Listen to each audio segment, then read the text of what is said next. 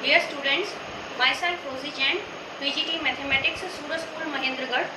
In the previous video, we have discussed that there are two ways defined for the product of two vectors. First is scalar or dot product, and the second is vector or cross product. In the previous video, we have discussed the basic of scalar or dot product. Now, in the next video, we will discuss the basic concepts of vector or cross product. First of all, cross product of two vectors is denoted by this A cross B, A cross B, and is defined by magnitude of A into magnitude of B sine theta n cap. Again, cross product is defined by magnitude of A, magnitude of B sine theta into n cap, where n cap is a unit vector, which is perpendicular to both the vectors A and B, and theta is the angle between the vectors A and B such that the vectors vector A, vector B and n cap vector form a right-handed orientation. So this is the definition of A cross B. Now we will discuss some important results about cross product. First of all is, if cross product is equals to 0, then we have three options.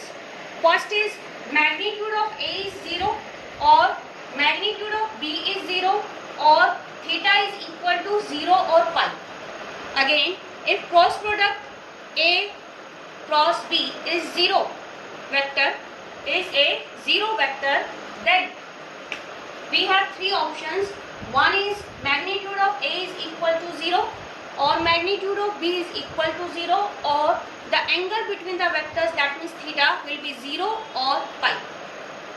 Another way, if we are given that vector A and B are non-zero,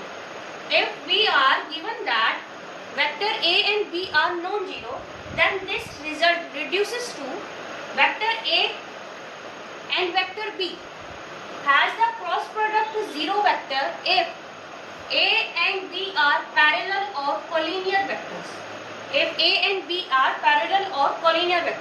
first condition में हम ये पढ़ रहे हैं कि cross product अगर 0 है तो मैग्नीट्यूड ऑफ A 0 हो सकता है, या मैग्नीट्यूड ऑफ B 0 हो सकता है, या उनके बीच का जो एंगल है वो थीटा होगा, या क्या होगा, पाई होगा. बट अगर आपके पास ये कंडीशन आ जाए कि वेक्टर जो है वो नॉन जीरो हैं, तो यही कंडीशन रिड्यूस होकर चली जाती है इफ एंड ओनली इफ में, और वहाँ हमें क्या रिजल्ट मिलता है कि क्रॉस प्रोडक्ट अगर 0 है तो वेक्टर्स क्या होंगे, पैरेलल या कोलिनियर. अगर कन्वर्सली अगर वेक्टर्स पैरेलल या कोलिनियर हैं तो वेक्टर्स की क्रॉस प्रोडक्ट क्या होगी, 0. तो ये आप ध्यान रखिएगा, ठीक है. नेक्स्ट रिजल्ट है, किसी भी वेक्टर का 0 वेक्टर के साथ cross product is always a 0 vector, हमेशा 0 वेक्टर आता है.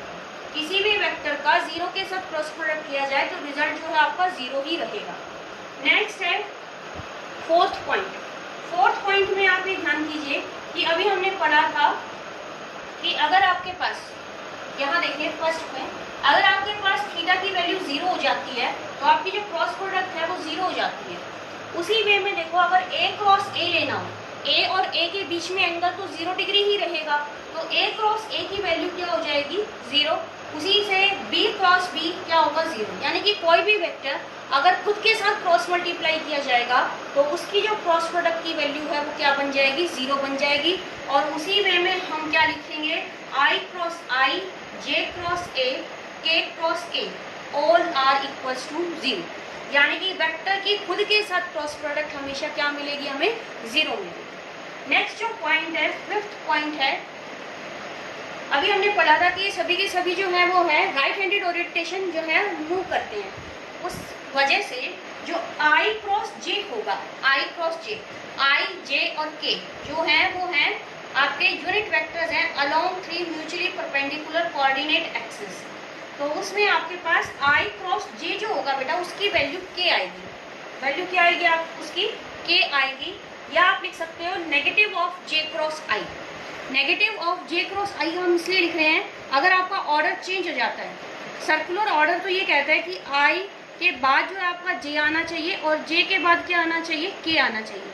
बट अगर आपका ऑर्डर जो है रिवर्स हो जाए, आई क्रॉस जे की बजाय जे क्रॉस ए आ जाए, तो वहाँ आप क्या लगा सकते हैं, नेगेटिव साइन लगा सकते हैं और ये दोनों वैल्यू किसके इक्वल होगी, के की इक्वल होगी। उसी तरह से जे क्रॉस आई जो है वो किसके इक्वल होगा, आई के इक्वल होगा।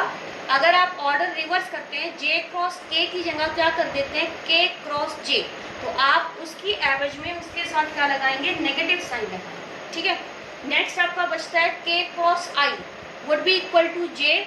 अगर आपका ऑर्डर रिवर्स है तो ये क्या हो जाएगा, नेगेटिव ऑफ आई क्रॉस के, दोनों का वैल्यू जो है वो क्या रहेगा, आपका जे रहेगा।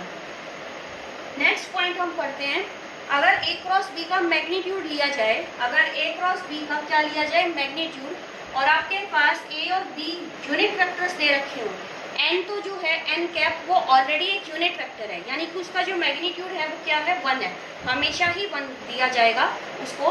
पर अगर ये हमें ये दिया गया हो कि ए और बी भी यूनिट वेक्टर हैं, यानी कि उनका मैग्नीट्यूड भी कितना है, 1 है, तो आपका जो क्रॉस प्रोडक्ट का मैग्नीट्यूड होगा वो सिर्फ कितना होगा, साइन थीटा।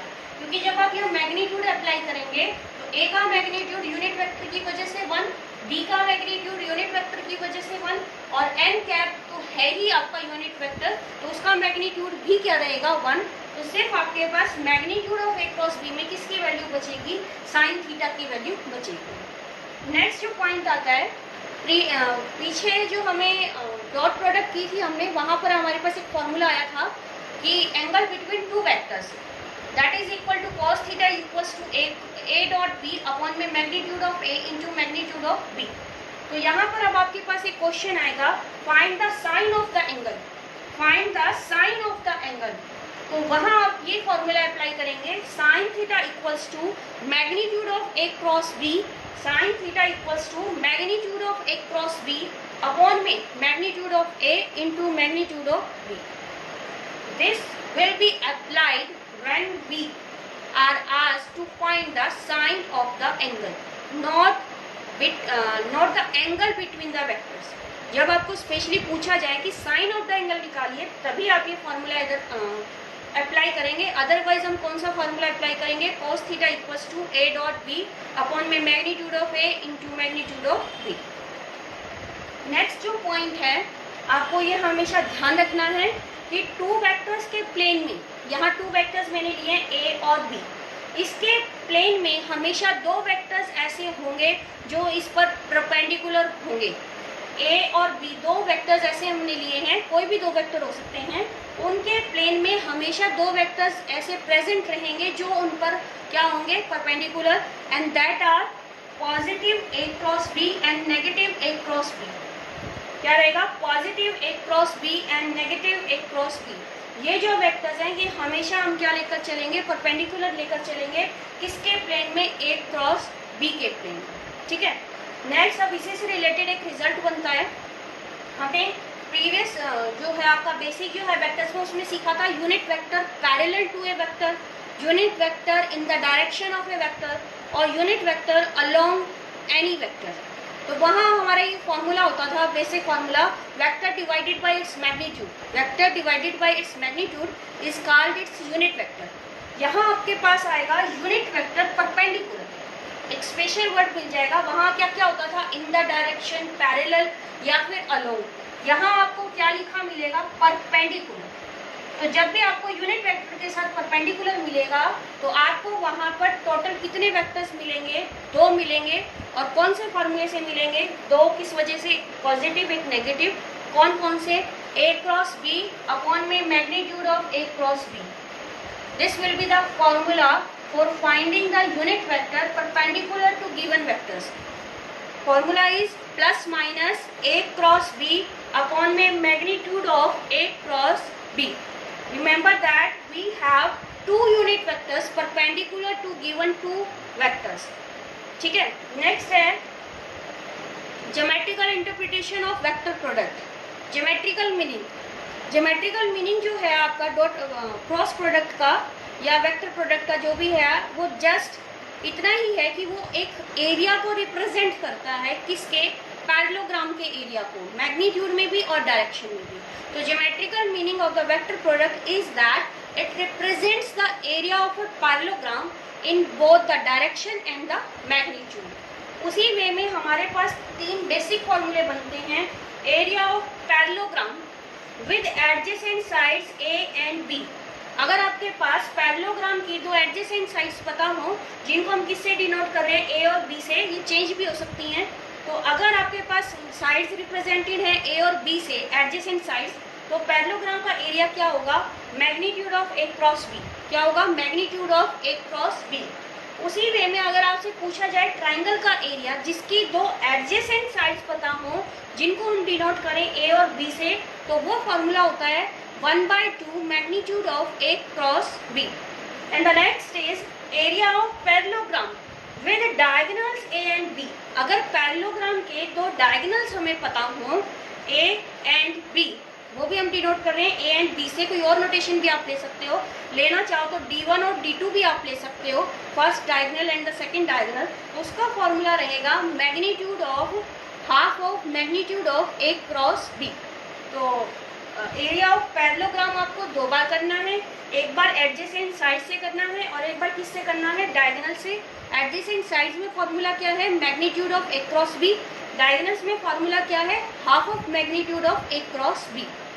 साइड सिंपल जो है वो एडजेसेंट साइड्स के लिए है, और जो सेकंड है वो किसके लिए है, डायगोनल्स के लिए है.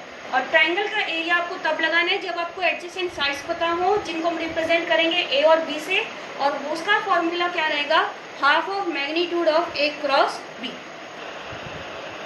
Next we will discuss the properties of vector product.